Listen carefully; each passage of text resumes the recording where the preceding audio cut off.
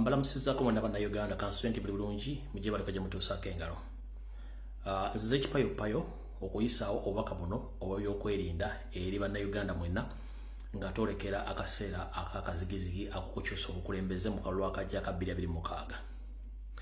Naddala abantu abasangibwa mu Buganda buno obubaka jjala bo baweereza. Ate okusingira ddala abakulembeze b'ekibiina kya National Platform nabo bagenda okwesimbawo. Buno obubaka jjala bo baweereza. Okusookera ddala mwesudde gwa Naggamba mulimi okutegeera enwana n'enzanya ya Nakyemalira Yoseriti Bahabulwa lutabayisirwa engeri gy'azannyamu. Gwe kyoyita ekitono yakiyita kinene, kyoyita ekyokuzannyisa ye kyayita eky'obutemu bwe oba kyakozesa okutemula. Kati njala bawoninga omulundi guno mutegeeri kimudiringa nakyo. Enfunda ziweze Nakyemalira Yoseri nga jjalumba ekitebe kya National Platform ng'akwata ba comrade abasiba bagulako emisango egitali gimu. N'abateeka mu makomera n'abasiba nga tebalina misango.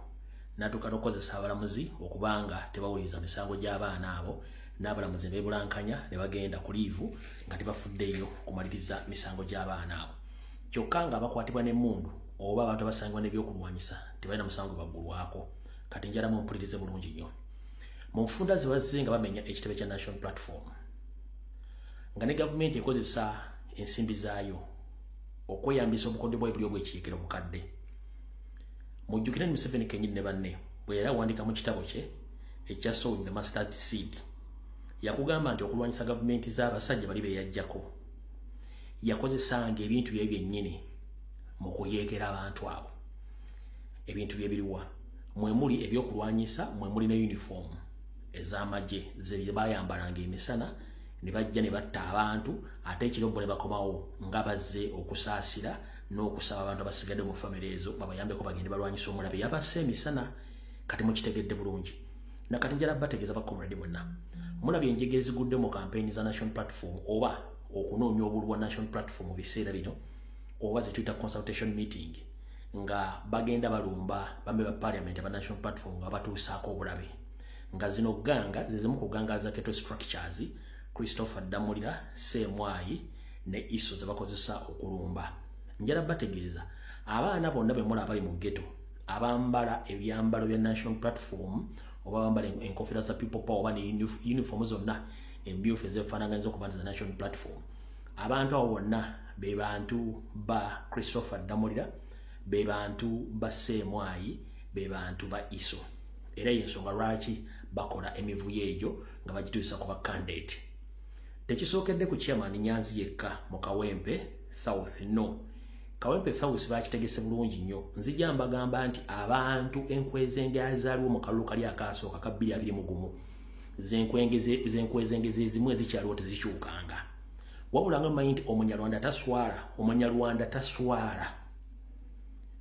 Bw'omulabisa yeremezaawo zezimu ku qualities zaabwe butaswala.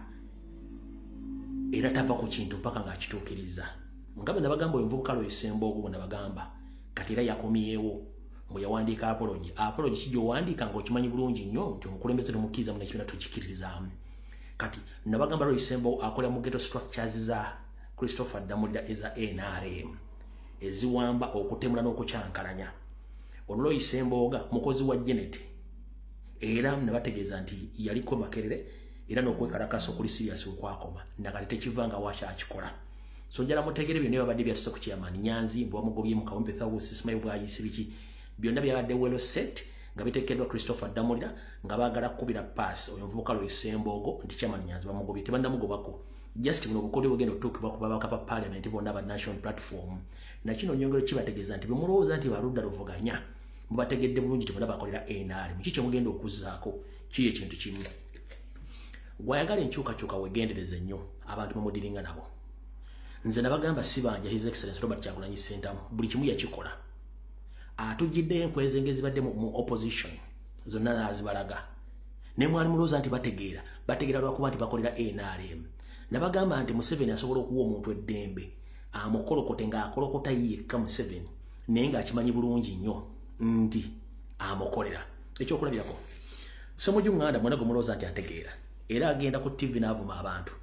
Njagala babuulire ng'ojjeeka Mawulire gali akola ge yawandiikira emyaka gyonna yali ayina ki? Ssemujju Nganda wayina ki? You had nothing. nze nkumanyi ne wobera ku TV n'oluzisa abantu ndi otambula mission bagikuwa gwe posting obere mu parliament omwo nga gwe mission yo yakwogera ku Museveni ng'omuntu n'ensaasanya y'essente ne tosobola kwogera ku kigambo kivumirira Museveni ku bikolwa by'okuwamba okutulugunya n'okutegeka okulonda okubi mu ggwanga oba n'abantu abawambi oba n'abantu abattibwa tosobola kyogera kubanga oba okuba mukamaawo era nga immediate boss wo ye mukyala Anita Amongi ye boss wo mu parliament kyovula batova ku nnyonyi allowances ofuna ziri exceptional okusinga banno bonna okuumibwa lwakubanga tebakitegeera properties olina ziri worth billions mu kabanga kwakabeera mu parliament ebyo byonna biwebuzaabuza n'ojja n'olumba national platform bawebuzaabuza ng'okimanyi bulungi tebaagala kujja mugaati mukamwa ngera kutegeeza Ssemujju toli kyoli nga gwe b'olowooza ate gwe b'olowooza nti otudde mu studio n'oyogera ng'omanyi oluzungu gwe n'olowooza nti abantu ojja bategeerera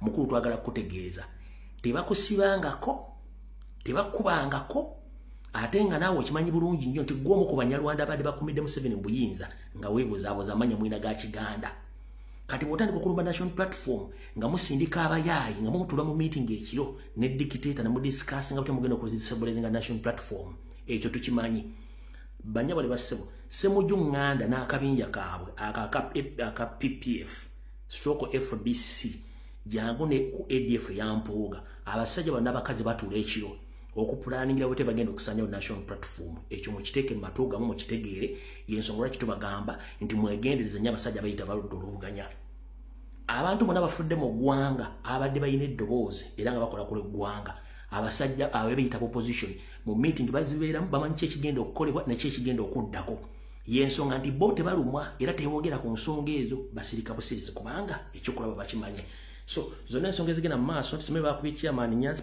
ebyo byonna bikyamu abakikoze ye Christopher Damulira ne Goto Structures nga bakozesa engoye za national platform okukyankalanya ng'ate bagenda kikoleredde mu campaign era mbajjukiza ne mu kulonda bagenda kikola okukyankalanya polling stations nga badduka n'obubox okuba buli muntu yenna era nga bana bagamba nti akalu kano kajja kuggwera mu kooti nga Museveni bw'akaagala nti ye kooti ye n'abalamuzi babe bibagenda okukola okusinzira so njala balabula mwenda ba candidate aba national platform mbategeeza mu security alert eno mubeere prepared president byabagamba okuzimba eggaali yali akitegeeza nti bw'obeera n'abantu abagenda okukuumira boxi zo n'okukuuma akalulu n'okutaasa mu mbeera ng'eyabaddewo kyeyali ategeeza kati njala baga muzimba eggaali mutambuze protest vote mugambe abantu bonna babeere ba candidate mwebeerere mu lwansonga banoonya we out gye bagenda obbajjawo yeruwa nabagambe mwegendereze nnyo gye munywera gye muliira ne gye musanyukira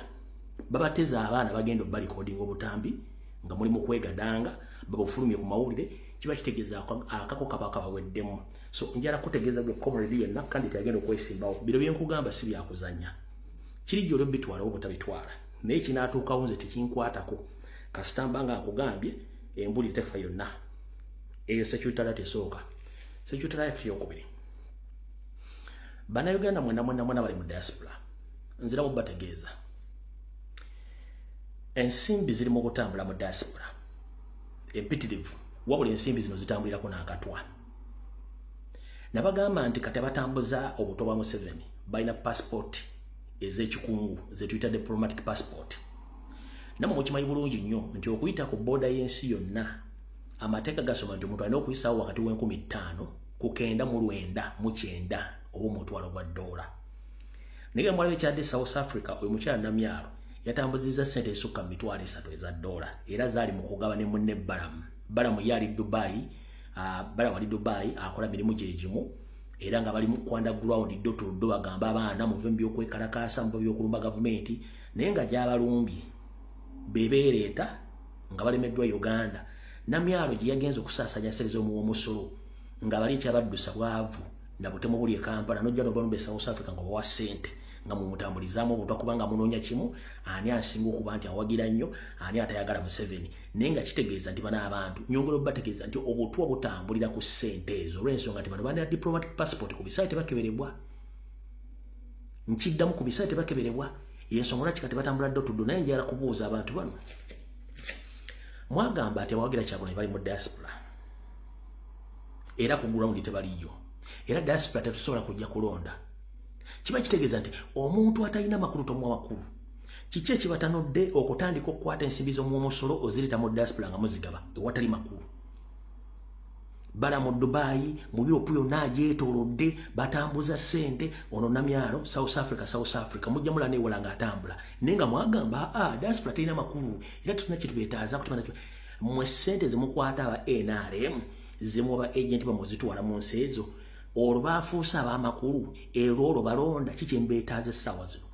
Njala baga bakomuliri mwe n'abali eyo mutegere bulungi nnyo obuvunaanyizibwa bwammwe ekirala mulekerawo okulyankuzibwa. Babayita ko pate ne mugenda eyatezegese pate manyi kigendererwa ki. Ewulaayo omuntu okufissa olunaku z'essaawa 12 nga takoze aba afiiriddwa ssente nnyingi nnyo. Kati gwe weewuunya omuntu ategeka omukolo oguliko okulya n'okunywa nga gwabwereere n'abayita ne mugenda. Sooka okozesa omuntu obuuze nti ono aba atwagaza ki era aba yasanyusa eki. Egyo emikolo kwe kutambulira obutwa. Nabagamba obutwa bwa Museveni buno bika bingi. Eri obutasobola kulabika. Eri obulabikira mu mbeera nti bagenda kugamba nti olina cancer stage 1, stage 2, stage 3, stage 4 ogenda kufa. Eri obutwa obukonzibya n'otandika okusiwuka ng'ekyangwa ekiganda n'otandika okukogga ng'embwa ensibe ku ggaali.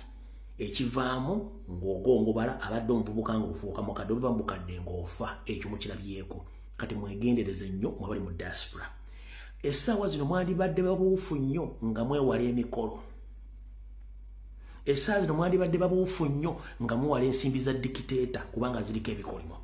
Ssente za Museveni za muwa musolo ate ziriko omusaayi ziringa za muyindi. Omuyindi agenda okuwa ssente oba yesuza mukama obwanya simanyi tezibaako kyozikolamu ate zibaako ebibyo ebisikire. Kati nammwe buli alidde ku ssente ya Museveni koza kamanye ng'akoza nowebbwa nti ebyo ebisikire amaziga g'abantu gagenda kubabeerako mpaka nga mutegedde nti muyina okulwanira eggwanga lyammwe muve mu kulya ssente ezo kubanga ekyakujja Uganda boyi wange wali walemwa n'osalawo odduke ojje mu diaspora osooka okufuna okunoonyeza ekikulembagala eddiba naye ate ssente zikusanzeeyo oli mu kulya mwegendereze. Eyo security alert ey'okubiri kimaze. Kati kano ke kasembayo mu katambi kano mwalabyeko information etambulira ku mitimbagano ekwatagana ku eyaliko omuduumizi w'ekitongole kya Chieftains of Military Intelligence kati kye bayita DS ekya Ssemwai mukulu gwe bayita James Birungi. James Birungi ali mabuusu oba kale nti wetwogera ali under house arrest mu makaaga gasangibwa mu bitundu by'ekyaddolo naye bayinza okuba bamugjeeyo kati nga awangaalira mu bitundu bya either ku Ssemwai yennyini embuya oba mu barracks wonna wena bamutadde gyali. James Birungi ono ensonga ezimukwasa ngenda zibannyonnyola kubanga we zaafulumidde nadde nzimanyiko nenga nakusooka zino zibategeeza. Mukulu James Birungi ono yabadde akulira ekitongole kya Chieftains of Military Intelligence ekya Ssemwai wabula baamufuutula ku nsonga ezimu ezaamufubutuza ze zino ono wammanga. 1 James Birungi ne banne abadde mu bitongole ebyo ebiketta babadde bakozesa ensimbi z'omusumu w'omusolo mu kuteekateeka ebintu by'ekifere nga bafunirako ensimbi gamba omuli okuteekateeka ebinja by'abatujju aba ADF n'okutega bbomu mu Kampala ezitaliyo nga bafunirako ssente. Nkiddamu ku nsonga ezimu ezaamukwasizza kwe kuba nti badde bateekateeka obutujju bw'ekifere nga bafunirako ssente mu kitongole kya Ssemwai n'ekya ISO era ekyo lipooti weeri yakizuula nti ssente zonna zibadde bakozesa zibadde ziba mu kitabu kya Ssemwai. So ekyo mukitegedde bulungi nnyo yemu ku nsonga emukwatisizza ebyo eyamuteesizza mabuusu abeereyo mpaka kuwulira bubi. Ensonga ey'okubiri James Birungi yali akulira Ssemwai.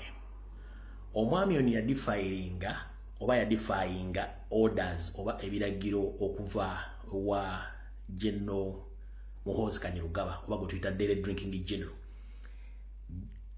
General Muhoozi Kainerugaba oba Diddiggi ye ng'omuntu n'omwaka guno gwali tegugenda kuggwako nga tasse oba nga tawambye oba nga tasibye His Excellency Robert Kyagulanyi Ssentamu nga ye omuntu ku biragiro bye nga ye olw'okuba nti kitaawe yamuwa obuduumizi bw'amagye kati Jeno Birungi yafuna multiple orders oba ebiragiro ebyenjawulo nga bimulagira okukwata His Excellency Robert Kyagulanyi Ssentamu Muwamba. Wabula Jeno James Birungi n'adifyinga ebiragiro ebyo atya. Didigi yamulagiranga mugende muwambe Kyagulanyi. Birungi teyasooka gaana era teyakkiriza. Kyakolanga ng'akwate essimu ng'akubira top boss we Nyande Osoferi ng'amugamba nti Jeno Muhoozi Kanyarugaba angambye tugende tukwata Robert Kyagulanyi Ssentamu. Museveni ng'amugamba akuwadde ebiragiro mukwata Kyagulanyi yakoze musango ki? Ko Birungi siina musango gwe nnyinza mukwata nange sigulabawo. Kati Birungi ng'ataddira Muhoozi ninga Muhoozi talabe bakwataani bakwata Kyagulanyi. Kati Muhoozi agenda okitegeera nti ebiragiro byawa mu Ssemwayi tebituuka n'atandika okutambuka ku Jeno James Birungi naye ng'ate babadde banfanfe. Ekyo ne kireeta obuzibu wakati we ne Jeno Birungi. Kyekimu era ekiri ku Inspector General of Police naye DDG yalagira Abbas Byakagaba akwate President of Robert Kyagulanyi Ssentamu amusibe. Inspector General of Police Abbas Byakagaba n'akwata essimu kubanga balina hotlines kubasobola okubira Nyandwe n'amutegeeza nti nfunye ebiragiro okuva wa omuduumizi w'amagye CDF andagira nkwate Robert Kyagulanyi Ssentamu. Era Museveni n'amuddamu n'amugamba mulina omusango gwonna gw'omugenda omuggulako ba gwe yakoze. Era Abbas Byakagaba n'agamba Museveni tetulina musango gwonna gwe tusobola muggulako kubanga talina musango gwe yakoze. Bw'atyo ne Abbas Byakagaba n'agaana okutuukiriza ebiragiro ebiragiro bya James Birungi ebiragiro bya Muhoozi ebyokukwata Robert Kyagulanyi Ssentamu. Ekyo nakyo ne kibeeraawo kati n'aba nga takyalina kikyasobola kukola kati n'aba nga ayagala kukozesa SFC okujja okukola omulimu ogwo. Wabula SFC nayo era eriyo abasooka okukubira nnyana bamugamba batugambye ABCD nabo n'abagamba temukikola. Ekyo n'abange ennaku zino mulaba nti abadde awo muzaamu okukumampa nti n'okukangakanga abasinga obungi badde munnakitegeera kati neyo ensonga esembayo. Ensonga esembayo bw'amala okulemerera okutuukiriza ebiragiro bya Muhoozi bamufuumuula mu yafeesi. Bagenda mufuumula mu yafeesi balonda omukulembeze omupya agenda okuddukanya ekitongole kya Ssemwayi bakyetita DIS. Omukulembeze agenda otutuuka mu kittavu oba mu ggwanika ly'ensimbi z'ekitongole kya DIS oba ekya Ssemwayi nga temuli wadde omunwe gw'ennusu ogusobola okuddukanya ekitongole ekyo. Kino kyaviirako Muhoozi okunyiiga ne kitaawe ate ng'olredde tujjukira nti bwe bamuwummuza baali bamutusindise agenda akolenga military attache ku embassy ya Uganda e Burundi. Kati bamukomya ndooza mu kkubo bamutwala bamuteeka mu makaage era ali under house arrest. Naye akulira ekitongole ekyo saa zino yagenda tuuka mu kittavu nga teriyo wadde 10 ng'ekitongole kiri mu mabanja nakati tekirina ssente. Ensonga lwaki operation ziri naaga olw'ensonga nti ssente ekitongole Birungi ne banne baalika bakikaliza nga tekirina nsimbi. Kati balowooza nti ssente zino Birungi ayinza okuba agenda zikozesamu activities batamanyi. So yensonga lwaki Birungi essaawa zino ali mabuusu mu ngeri eyo kubanga ensonga zonna zibamenyedde bulungi nnyo nga bwe ziri. So gwali eyo ng'omanyi tuli mu kulina komba so njala kutegeeza waliwo n'akatuubagiro wakati wa bajjeno bannansi ne bajjeno abali mu occupation ya Museveni bo bano nga tebaagala kulyako kintu kyonna kikwatagana mu Nansi ayagala okwesembereza obuyinza ng'obuyinza baagala bwesigaliza. Naye nga bo bannansi bagamba twandikutta obuyinza ne tubuddiza bannyini bw'olw'ensonga bwe tuba twalwanirira mirembe nga twalanirira nfuga y'amateeka lwaki tusindikiriza eggwanga odditwala mu ntata y'okuyiwa omusaagi. Naye olw'okuba nti bano Abanyarwanda balina arrogance abakulembera Museveni Salimu Sale ne Janet Kembabazi saako ne Lwabwogo nti balina akajanja akasumagiza eyalira mbubbo tebasobola kukkiriza bantu bataalwana bannayuganda bo abuyinza nga bo bakyasobola balina n'abaana basobola okufuga. Kati yensonga lwaki bano babadde bakozesa strategy zaabwe during the NRM preliminaries ne baleeta abaana baabwe bonna abooluganda yakona emikwa ne batekinga over.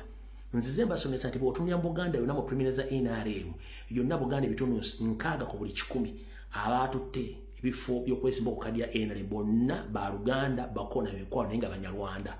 Abaganda bonna badde beesimbye mu NRM ku criminalities zaabwe ez'okubawa kaadi bonna babasudde kubanga balina ekintu kye bazimba mu kimutamanyi kyengezaako bulijjo bagamba kino kigenda tuleka wanga abantu kino kitulaga nti gwe omuntu wali bw'otagezaako kwerwanako mu ngeri yonna esoboka jjajjo ojja kutuuka ekiseera nga tolina woosobola kwegekaluba buli kimu nga bakitutte atamanyi history mugende musome kye bayita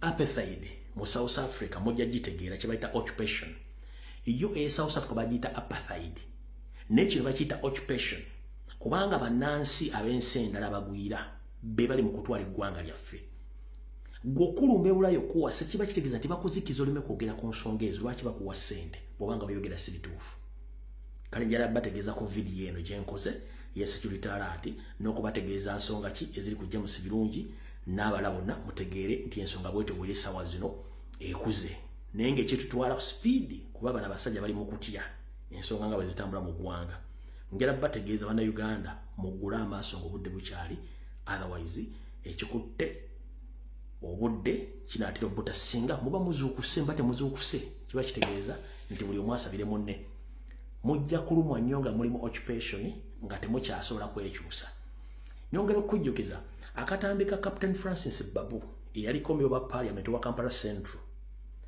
kemwalabye nga katambula ku mitimbagano ng'ali mu kulaajana ayogera ebigambo byonna bimalayo njera kujjukiza teri muntu ali mu NRM atamanyi bikolobero bya NRM teri muntu wa NRM atamanyi bikolobero bya NRM babimanyi just lwakuba nti baba kyalina security nga bali mu tebasobola kwogera wabula bavaayo ngambaza batusaako obulabe banga bavudde mu gavumenti eyo batandika okunyigirizibwa nga omuntu omulala yenna atali mu NRM kati bafuna okunyigirizwa okwo ne bavaayo okwogera atandaba katambi ako kasaasanya emitimbagano gyonna kanoonya okalabe era bwe navaayo ng'omwana oyo yakafa nabagamba nti omwana oyo basemute bamuwadde obutwa bwe mugoberera akatambi ako omusajja oyo ng'ayogera lwakuba teyagadde kyogera akonfaminga nti omwana oyo battamutte ate nga neyamutta amumanyi just asirise busirisi kiseera kya budde naye twabagamba nti ekiri atabala kyekirina asigadde waka bannayuganda muzukke ng'obudde bukyali otherwise mutakikola mwe munaamanya ffe ogwaffe tubukoze ogw'okubabuulira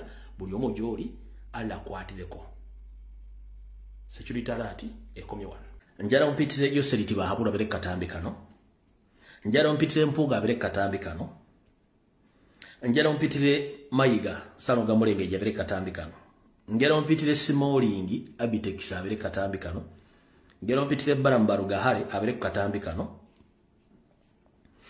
njala mpitire abantu monna ab'Makindye saako n'ababeyita abaakabya b'Makindye nabera katambi kano okuli omuvubuka Mulwana Patrick gwaita Allion Skin ngira mpite Christopher Damulira akulira Crime Intelligence ngira mpite Uganda Police ebere kuno ku video eno njagala mpite bannaddiini bonna ng'oli mu Uganda ng'oli mu naddiini wangali mu Europe nkwetaaga wano ndowooza ne Honorable Zake Francis Butebi abere ku video eno ne bakomre ne basigadde bona batikola mulimu gwegumu then ebisigale tugenda bikwasaganya nga tutandise video okusookera ddala njera okusooka okubaza bakomredi bona bakola videos zino n'abakola live streams ku X mwe bali kukola mulimu ogwo abakola video ku TikTok mwe bali kukola mulimu ogwo abakola video ku bwenyi bw'eyita mwe bali kukola mulimu ogwo naye nina message engenda okuyisaawo wano nga sinagenda ku kigulalogi buli mu njagala ekutuukeko kale bwe bebaza mwenna abakomenti nga basharing n'abaposting oba nyumba bali ddala ntwala mukisa guno ko baza mwenna bakomredi abasala video zino ne muziteeka ku mitimbagano egy'enjawulo ababusala mu dakika ttaano ne mbuteeka ku TikTok ne mbuteeka ku Facebook ne mbuteeka ku Twitter ne mbuteeka ku YouTube mbala nyumba bali ddala mulimu ogwo naawe kennyini ng'otolina software akola kintu ekyo osobola ogera mu simu waggulu waliwo mu option wali mu settings wabali kye tuta screen recording n'oteekawo screen recording video utandika ng'onyiga buli lw'onyiga kyoyagala ng'okirikodinga omwala ekirikodinga eddakika zoyagala oba 2 ba 5 ng'ogijja ng'okakonamu akazikira akagenda mu galale then ng'oddamu ng'olikodinga akala dakika 5 otamu ng'okajja ng'olikodinga bw'otyo lwagala tolina software yabisala kuba babisala balina ne gwe okozesa screen recording kisigala kyekimu so kyenkusaba nti gwe naawe okola ekyolina okukola ng'okola screen recording n'abasala omutambuza ku social media mwe bali nyo balidda tekina kye kikujja kukusaasanya information kugitambuza ku TikTok ku Facebook ku Twitter wawonna tekina kye kikujjako gwo mulimu gwo kusaasanya information abasigadde bajja gifuna tubagamba nti abantu TV bazivaako, radio bazivaako, buli muntu kadi yadda ku social media kitegeeza nti omuntu asobola okufuna ka video n'afuna information nga teriiko wadde omuntu aga nti kuliko producer editor mbw ate omusasi no kubanga information very loud and clear kyembasa mwenna abakola omulimu ogwo mwe bali mubalirira. Alright. Kano njagala kayisa okagende buli bwe comrade yenna.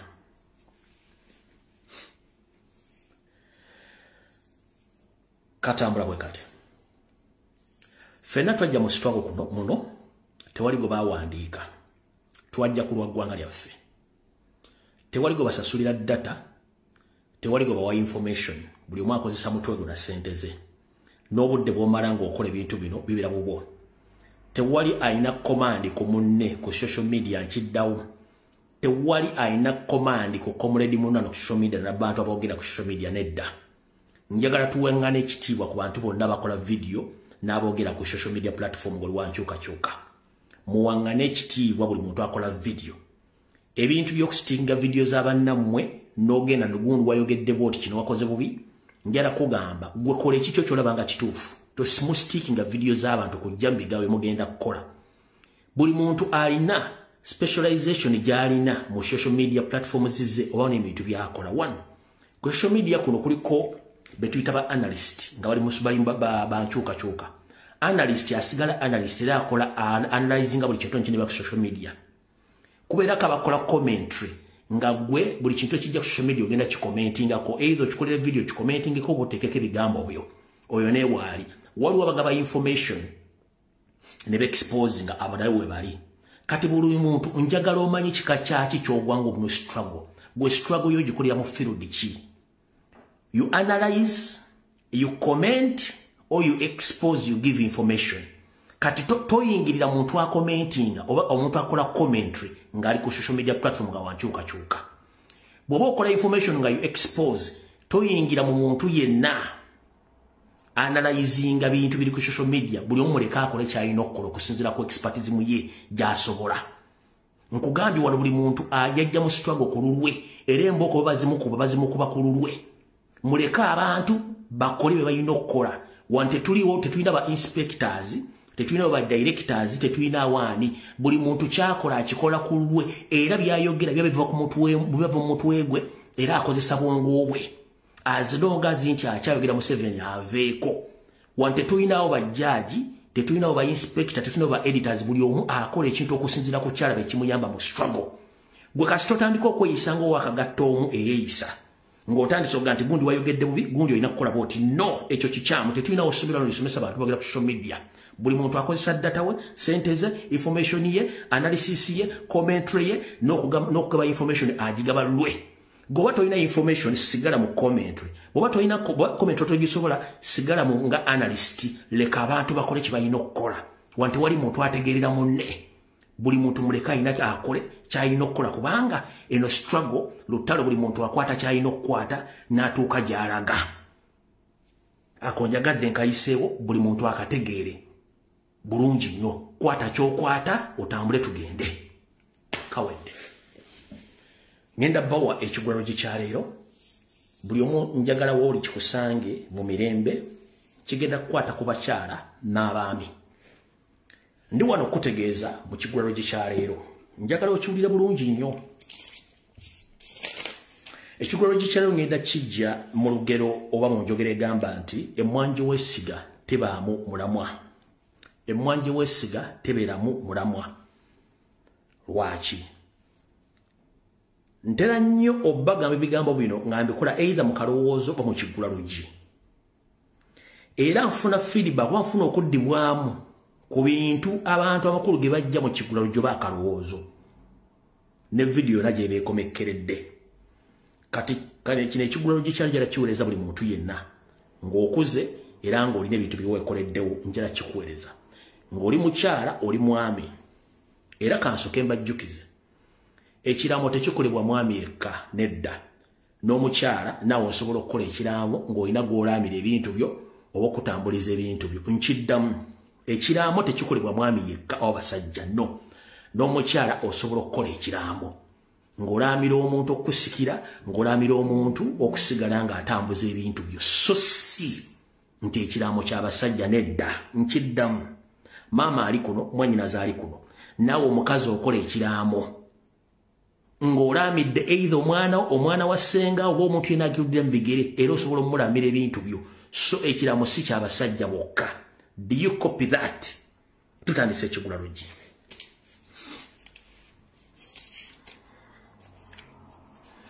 Mu kigula luggi kya leero kye ŋŋenda okujja mu njogera egamba nti emmwanyi gye weesiga tebaamu mulamwa. Ate nnyonyogerako ne nkugamba nti ezivaamu omukulu zandaala. Lwaki? Buli muntu yenna omukulu mu luggya oba mu nnyumba bw'avaawo wattu abantu basigala mu nnyumba eyo buli omu yasigala yemagazza ng'akabwa akasibe ku ggaali anti kasigala kakonga lusu okumanya wa gye bagenda okkaza na wa gye kanadda. Ompulya bulungi nnyo. Bwe tutyo njagala obbategeeza nzize mbagamba lunye nti ffenna ku nsi tuli bakozi ate era buli tukoze tubireka kuno tetuli agenda nabyo.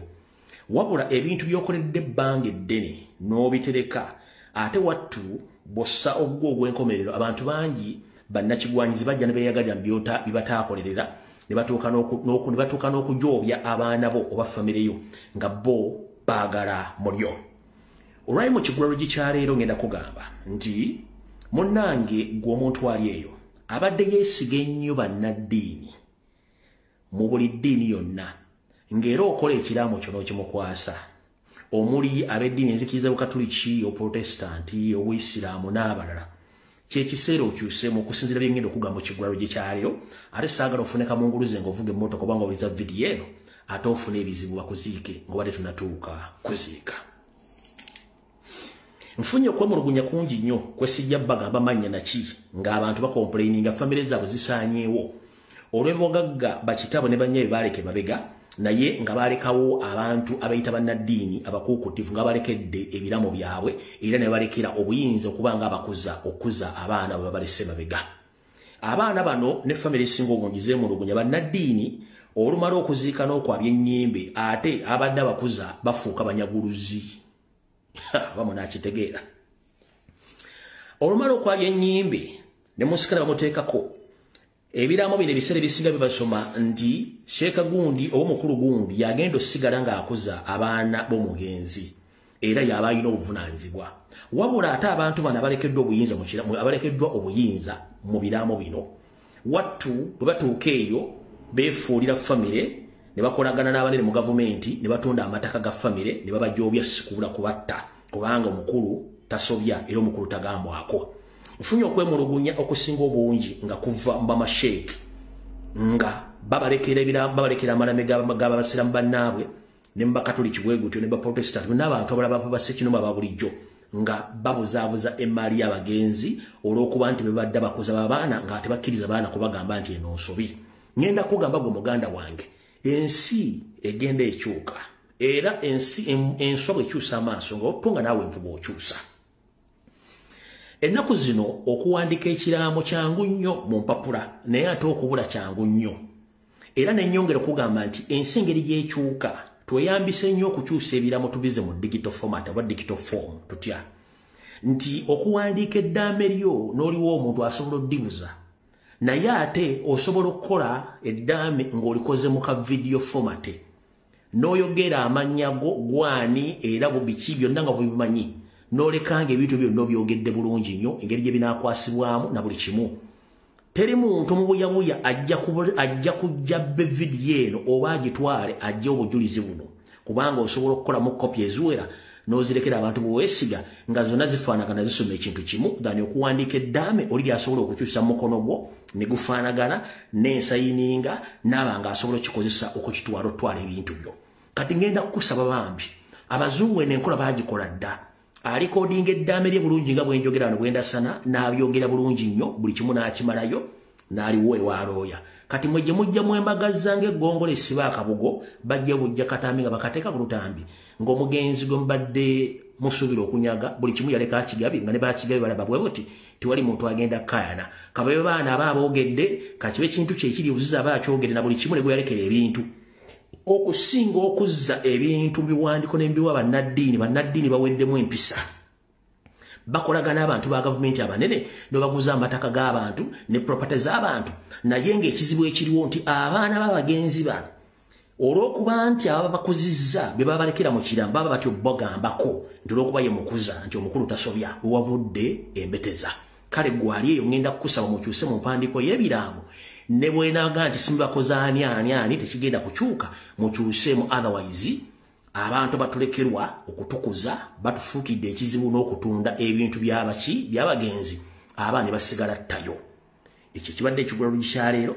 bw'oba oli ekikunyiizizza oli wa ddembe okugenda okugula ogwakabugu n'oguweteekamu ne tukuzika ku ssaawa eziddako kyo kibadde ekigulalo gikyaleero tugenda tandika vidiyo eno bulungi nnyo ayagala violence tuula ayagala forensics tuula ayagala information tuula okkalire mu sharing video tugenda tandikira wa wabula ngenda kusaba gwalina 0.5 GB RAM nga tosobola kufumba information ekutula mu mutwe waliyeso video n'ogivaako n'odda oluvannyuma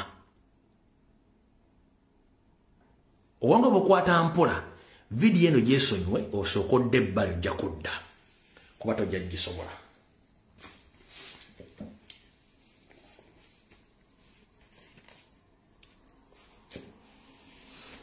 tutandikidde luddawa katutandikirawa video tennaba wabula ngenda kusooka kuyisaawo message eno etambule buli wonna twayingidde omwaka 2025 esigadde ennaku mpawe kaaga okugenda mu kalulu bwe tunaba tutuuseeyo wabula nga bulijjo tubagamba nti tugenda mu kalulu kano nga kanjawulo mukko era twakawadde erinnya bakayita protest vote. Protest vote ke kalulu k'ogenda okulonda ng'okakozesanga enkwaso oba akanyeebwa okubanja obuyinza bwo obwakubbibwako. Tosobola genda kubanja wotaakoze. Nkusaba ogenda oliniwingendaga muntu yo. Nkusaba ogyeyo empapula z'obuyigiriza oba ovuga boda oba ovuga olubbalo oba oli muzimbi ogenda ofuna wonna weesimba okwetoola eggwanga lyonna. Wabula ng'ekigendererwa kyo si kwesimba kufuna kifo mu ofiisi wabula ekigendererwa kyo kuzoganya kujjako Museveni kuba tugenda kukozesanga entabiro y'abantu bonna. Protest vote esoma etya? Keera ku makya famire yo mikwano gyo mugende mulonde temuve mulondedde. Olulangirira akalulu oba muwangudde oba simu muwangudde wetutandikira tovaawo ku kyalo ekyo. Twagala kikola countrywide. Temutunulira Kampala, temutunulira Mukola, temutunulira Wakiso. Buli kyalo wolondedde wetutandikira kanto wetubuuza we Kampala. Kizibu nnyo Museveni ne bw'aba asaddaaka enjiibwa tasobola kufuna mani power sobola mulemesa kusigala mu buyinza kasita otandikira ku polling station wonna wooli mu kyalo. Ene Kampala tugabogamye tukigadde wabula ng'otandikiddeeyo. Ku guno omulundi tobaako kutya. Kozesa amaanyi go n'obuyinza bwo. Tandikira ku kyalo kwennyini kw'oli. Genda oliniwengendaga muntu yo. Genda wewandiise. Genda okyuse voting location. Otegeeza abantu ku kyalo message butya bwetambula tugenda mu protest vote. Tobuuza be Kampala tobuuza be Wakiso otandikira ku kyalo nakapiripiiti wajoli gy'otandikira ku polling station wonna w'otandikira tobuuza ani yaani. Kubanga talina mani power esobola kuyimiriza nga twagadde buyinza bwaffe nga luli twebakamukko naye ku luno teri kwebaka. So nkutegeeza genda ongendaga muntu yo, genda okyuse wolondera, genda ogyeyo empapula zo, weesimbe ku buli kifo kyonna ekisaana okwesimbako mu Uganda as long as nti ogenda kukozesebwa ng'entabiro ey'okusitula revolution empya okuggyako Museveni by all means. Kubanga obuwagizi tubulina n'amaanyi tugalina. Wabula kye tulina okukola ekigambo kimu. Temulonda munnabyabufuzi ayagala woofiisi. Twagala muntu agenda kuzoganya. Era nga waddembe okweta mu lutalo lwonna olunaaba luzze. So si mirembe mali yajjudde enneema nedda oyo twamukooye. Kyembadde nsobola okuyisaawo ekyo. Kati akatambi katandise. Katandikidde luddawa. Njagala okusooka okwebaza ba comrade mwenna abapayinga attention to details. Njagala okwebaza ba comrade mwenna abapayinga attention to details. Abafaayo n'otunulira video n'otunulira ekifaananyi n'otunulira post n'otunula ebigambo byogerwa n'ojjamu information abalagi babadde sibasobola kulaba nkwebaza mwe balikola kintu ekyo. 1 nga mbagambye wali nga sinayogera Kigula Luggi wanga sinabagamba Kigula Luggi nti buli omu focus woli. 1 nsiba mbagamba nti wandikola ekintu okulumya omuntu wattu n'owuzika ng'oyambe muyambekkiriza. Video etandise. Wandikola ekintu okulumya omuntu wattu n'owuzika ng'oyambye muyambekkiriza. Video ekoze eki etandise nga bumugisharinga.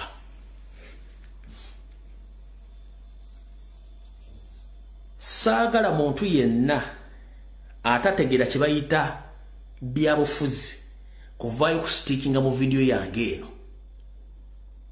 Gireke nga bweri naawe genda okola by'olina okukola. Ebiseera ebimu Museveni akola ekintu n'alowooza nti agenda tulumya n'awunzika nga ate atuyambye. Gobadde okimanyi nga bwe mbadde nzijabaga nti buli stand oba diversion gye bakola ebeera more expensive than what we thought. Kyekisooka buli stand ze bakola ate ziendinga zituyambye ffe tutegeeza what is coming oba kyekibaddewo mu kintu ekyo. Ate si buli ekijja nti ebeera diversion. No, waliwo ebintu ng'olina byetegereza deeply inside n'omanya nti kino bakuyambye buyambi. Mu video ya leero saagala muntu astickinga mu video ye kubanga nagiba oba ina 0.5 GB RAM mugyesonyiwe ngenda kukunnyonnyola otegeere. Mu kalulu akawedde twatambula eggwanga lyonna ne Museveni n'atya bafuutu soja mwebale. Museveni yagezaako okukozesa amaanyi aga buli kika abaana baalaga solidarity n'okukuma omukulembeze mpaka olwaleero. Bafuutu soja bakola buli kimu ekyetaagisa mpaka olwaleero. Museveni bamukolera alipoota n'emugamba nti abaana bonna bava mu ghetto era tuteekeddwa okuyingira ghetto tuzikyankalanye. Ne basindika Christopher Damulira atandika okukola ghetto structures. Ne bateekayo ne loan okutandika okuwola abaana ssente. Mwezo ghetto structures ne bateekamu ne ganga zino nga bagenda zikozesa mu kalulu akajja okulumba okukuba n'okutta abaana b'enkyukakyuka. Lwaki? Mpuliriza bulungi nnyo. Mwenna abaliwo mu myaka gy'ekinaana ng'Obote waali. Obote yatuuka mu mbeera ng'amagye tegakyamuyamba, abapolitician tebakyamuyamba. Kyeyalina okukola kwe kuteekawo youth wing. Youth wing ye yalidinga nga violence zonna mu regimu y'Obote. Olw'okuba te Museveni asoma mu kitabo ky'Obote kati ye yataddewo ganga ze zikolanga youth wing y'Obote. Abaliwo ku Obote muwandiika wano message nti mbitegeera mbagambye video nzibu nnyo omuntu omunafu gireke amanyi youth wing during Obote's regime wandiika wano.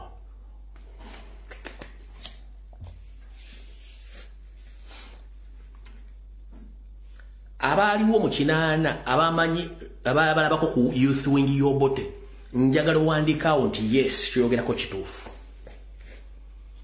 Kati Obote mu kinaana naye yakuliyetinga youth wing ngegena muyambako causing violence. Kati Museveni ye kyakoze kwe kuteekawo ganga zimukuliyetingire violence against the foot soldier, against National Unity Platform. Ompulya bulungi nnyo. Kati ekyo njagala osooka okiteeke mu bwongo. Era njala sooka kubuuza gange ezaali mu Kampala oba ezaali eggaali zaali zikola bintu byazo nga teziri mu politics nkuzaayokko. Ganga nga tuli mu kalulu kali akawedde ganga ezaaliwo zaali ziri mu kukola mirimu gyazo kubba kuzikozesa kugenda kuba mubataka teziri mu politics.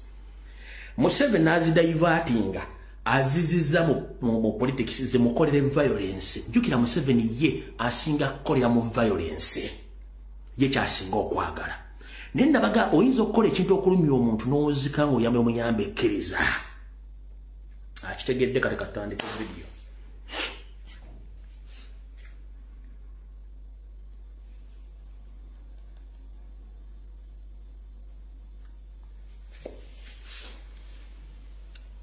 Nawe nyini amanya amateeka ng'oli mu diaspora. Kansooke kunnyonnyole. Okimanyi bulungi nnyo nti omuntu bwazza omusango namutera either ku police bond oba ku court bond, omuntu oyo abeera restricted obuteesembereza wantu wonna waddiziddwa musango oba okukola omusango. Ekyo mumuna mukimanyi. Kati omuvubuka oyo abadde azze akola effujjo n'ekibinja kye, ng'effujjo eyo alisindikira National Platform ffe nga tusirise. Era njagala ko bazannyo mwenna abaana baku ground, ba foot soldier ne ba comrade mwenna bali ku ground, ngenda basaba mukakkane wansi temuleekana na muntu oli wajja nakuba oli please kakkana toyomba na muntu. One, kansooke nkunyumire. Museveni ayagala ku draginga kibiina kya National Platform nti kibiina ky'abaganga stars ky'aba mafia. Ekyo njagala mukitegeere. Museveni ayagala ku draginga kibiina kya National Platform nti kibiina ky'abayaga ky'abayaaye bw'ayagala okifuula. Era ayagala kuddira omukulembeze waffe nti ganga star ky'ayagala omufuula atya. Kubanga akimanyi nti president yali muyimbi. President yalina abantu abamukuuma ng'omuvubuka. Kati asuubira nti president Kyagulanyi Bobi Wine oli ye Kyagulanyi wa leero, ekyo kyabalimi okutegeera. Kati kwekuddira zino enkwezenge aziteeka mu kifaananyi kikadde ekya Kyagulanyi azirete zirwane mu kifaananyi kikadde ekya Bobi Wine, alete ekifaananyi kya Bobi Wine ekikadde akizimbireko batandike okulwanyisa ate Kyagulanyi owa leero, ekibalimi okutegeera bintu bibiri byanjawulo. Kati wulira bulungi nnyo. Bo kye baagala okulyetinga ganga ezigenda okulwana zirowoozesa abantu banna Uganda nti kati Uganda ejjuddemu gangs ezirwanagana, ye Museveni asigale ng'ali eri yefuule gentleman era ng'ali kiriini nga ffe ekibiina kyaffe akisindise mu bibinja by'abayaaye. Bo kye babala. Kye mwagaanye okukola era mwe bali nnyo mwe balire ddala. Kye mwagaanye okukola mwe bali nnyo mwe balire ddala ate mukikola. Lwaki? Mwenna mujjukira omuvubuka ono yajja ku kitebe. Yajja ku kitebe n'akola ebintu bino.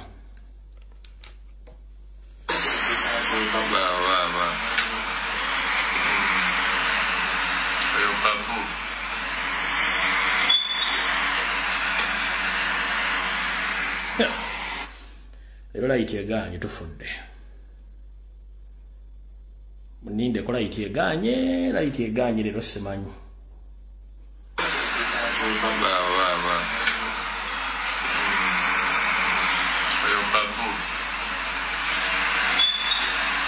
Right. Layiti egaanye. Yajja ku kitebe mwenna nga mulaba n'akolerawo effujjo. Tewali yamukwatako, tetwamulumba, tetwakola kintu na kimu. Era ne police teyamuggulako musango. Era tewali na government officer yenna yakondeminga kikolwa ekyo ne musirika. Mumpulya bulungi ne musirika. Bwe mwasirika kiki ekyaddako? Bo babadde balowooza mu bwongo bwabwe nti tugenda kukola olulumba essaawa yonna.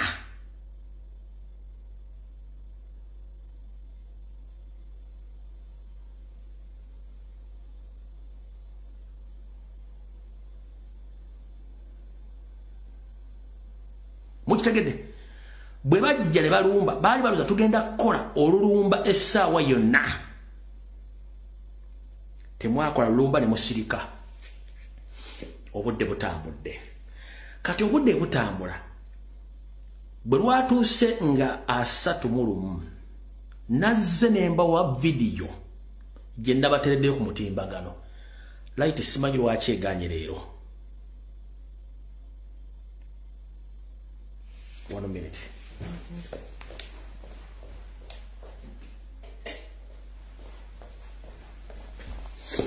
Light simanyi lwaki egaanye leero. Nga 31 nazze nenkola ka video kadde ka security alert.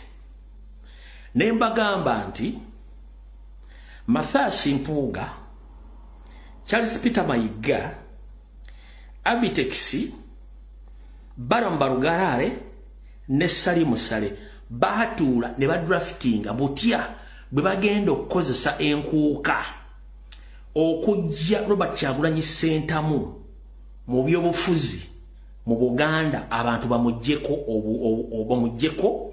following era n'obulwe obufe mu Buganda bapulaninga ki bapulaninga nti nga 31 bagenda kukola effujjo naye ng'effujjo bagenda okukola abaana bajja kuba bambadde engoye za people power bakuba abantu nga tageti yabwe yadde yakuttira mu nkuka abantu abanda babasatu okutta abantu basatu plus babadde TV omuli BBS omuli radio CBS NTV Natasha Broadcasting zibukedde zaani zonna zi Galaxy zade ziteekeddwa okufuna information egamba nti Kyagulanyi ne ganga ye bebakoze fujjo era mu lubiri mu Buganda ne battiramu abantu basatu politically bade bagenda kukuba omupiira politically babadde batubaza omupiira nga bagenda tukuba omupiira naye mwe basinga obungi temwasobodde kitegeera politically bade bagenda tukuba omupiira nga toyina Muganda gw'ogenda kugamba nti Kyagulanyi n'abantu be nti basa abantu mu Bulange mu lubiri lwa Kabaka Emmengo olubiri luyika mu musaayi olubiri lwa Buganda luyika mu musaayi babadde bakubye omupiira kati kino nkigamba Muganda gwatama ebyabufuzi abasajja ba DP Buloko DP yankuza asobola okutta mukazi we oba omwana we ng'ayina ekigendwa kya byabufuzi asobola okwokya emmotoka ye ng'ayina ekigendwa kya byabufuzi asobola okukumako ku nju y'omuliro ng'ayina ekigendwa kya byabufuzi ye kyabala gwe kyotasobola kutegeera okukola ekintu kino tageti yaabwe gyonna yabadde nti kutta bantu mu lubiri kigwe bakiteeke ku TV zadde zigenda kiwandiika butereevu nti Kyagulanyi n'abantu be beetabye mu kutta Abaganda mu lubiri wadde tolina Muganda gw'osobola kugamba kigambo kyonna ekyo badde bakubye mupiira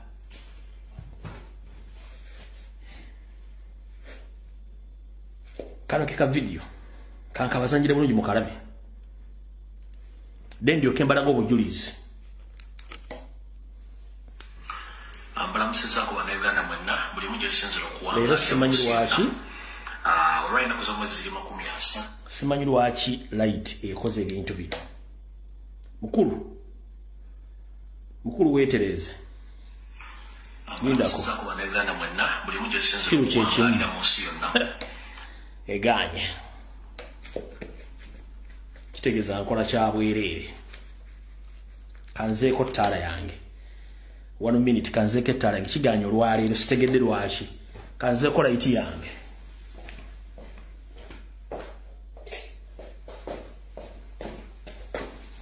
kiganye olwaleero kankyesonyiwe naye kambazanyira akatambi kano mu audio mukawulire ambulamusiza ku Bannayuganda mwenna buli mujo esinzira okuwangalira munsi yonna olwalina kuza omwezi 31 ezakonka ku mwezi wa 12 mwaka 2024 kitegeza tusigazaako essaawa bali tuyingira omwaka omupya ogwa 2025 ekindeese olwaleero ekipayopayo kwe kuyisaawo obubaka obugema oba obukingiriza ebyo ebyandibadde bituukawo ate nga twandibadde tulyewala obudde nga bukyali okusinziira ku information gyengathaliza olwaleero njagadde tegeeza Bannayuganda naddala mwenna abagenda okwebula enkuuka mubeere begendereza nnyo waliwo ebyobufuzi ebiplaningibwa okuzanyibwa n'okusiiga ettuumi ekibiina kya National Platform saako n'omukulembeze waffe Robert Kyagulanyi Ssentamu ebiriwa olwaleero buli muntu agenda kubanga ajaguza okuwona oba okuyita mu mwaka omukadde okuyingira omupya era ebivulo bingi bitegekeddwa naye ekivu ekikulu kigenda kubeera mu lubiri Emmengo abasinga obungi bagenda okweyonera naye Emmengo eno okusinziira ku information gyenfunye basajja bakulu abazanyi ebyobufuzi ebyekifuula nnenge bategese okukola effujjo bo kennyini ate balimaale oba balisiige ekibiina kya National Platform ne President omulonde Robert Kyagulanyi Ssentamu batya nga mukimanyi nti poliisi n'amagye ne Ssemwanyi bakubisa dda obukofiira ovulo ne t-shirt emyufu eziraga nti bya National Platform bwe batyo ebintu bino byonna babisaasaanya dda mu bayaayi baabwe abagganga ezikola ekibuga Kampala Mukono Ntebe era nga bagenda bikozesa olwaliro okukola effujjo kiroozese abalabi oba n'abaana bagenzi mu kivulo ekyo nti abawagizi ba People Power National Platform bakoze effujjo mu Lukuuka mu Bimbengo nno kikyamu era y'ensonga lwaki mwalabye nti mu nnaku ezisembayo basobodde okuyita abayimbi be baali alright awo akatambi kajja kuwanvuwamu ndowooza oliridde ebigambo ebyo njagala ondabira akatambi kano njagala olaba akatambi kano critically you observe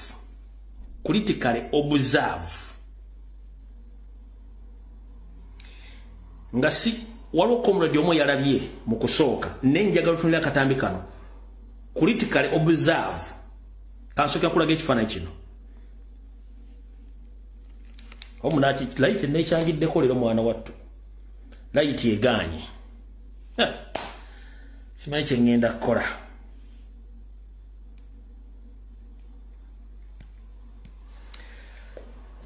light nekyangiddeko wakati w'essimu ne studio phone yange naye kansooka njiri starting endabe ne critical njagala otunulira akatambi kano kengenda okukuzanyira bwebanga light etukkiriza oliko kakasenti bwe tujja okuwa information gyetegereze nnyo giwulire nnyo ojja kukakasa nti bye twogera bikulu alright kandabe wano oba kisobola okukola 1 minute ndilosome lwaki light nekyangiddeko munansonyiwa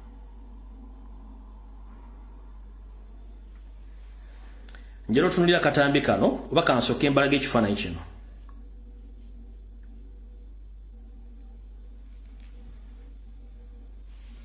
kiganye wattu kiganye okuvaayo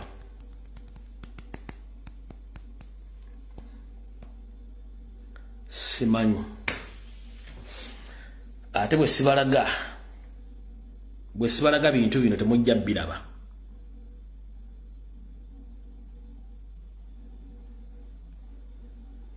kale Museveni oli mulogo ne video ya lero era ogiremesezza Allah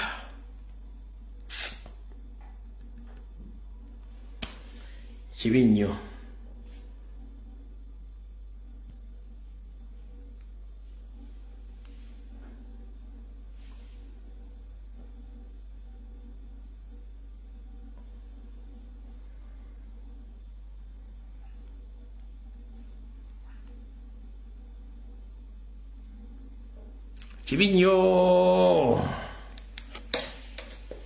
kibi nnyo naye simanyi kiki kibaddewo leero light yekyanze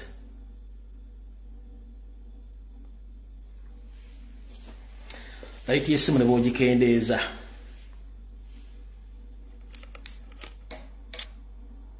light yekyanze ate bwe ngikendeeza nze kennyini nze nfiiramu kiganye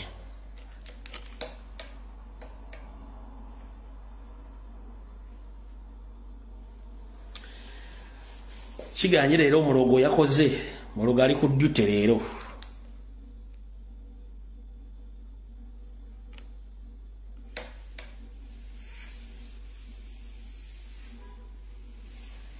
omulogo ali ku ddute leero omulogo ali ku ddute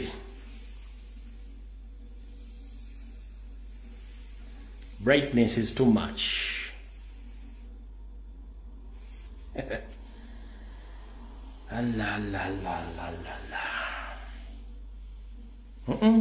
sobola gibasendingira ate video etambuddeko simanyi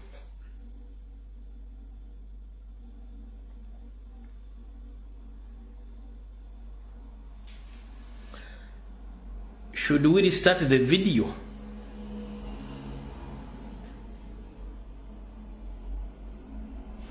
Katukole bweti katu restarting a video. Katu restarting a video tukyuse na buli kimu tulabe.